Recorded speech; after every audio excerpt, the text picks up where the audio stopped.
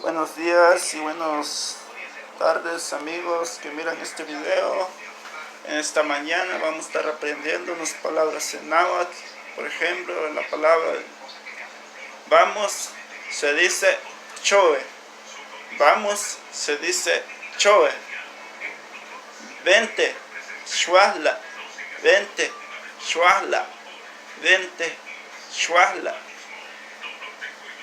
¿Dónde vas? Canuntio.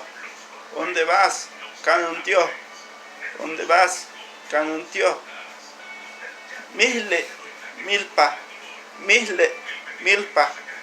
Misle, milpa. Tlayole, maíz. Tlayole, maíz.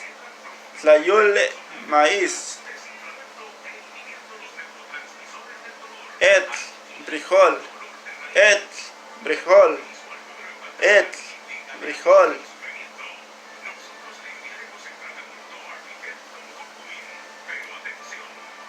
¿Dónde vas?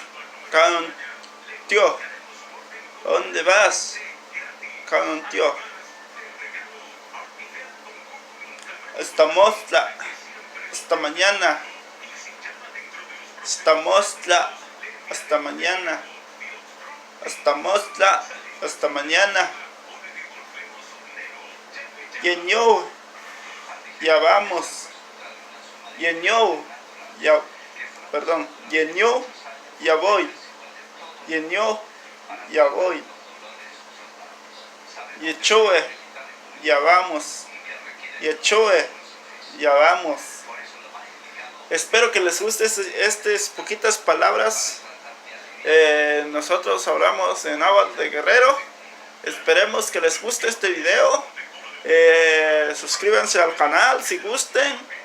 Vamos a ir aprendiendo poco a poco.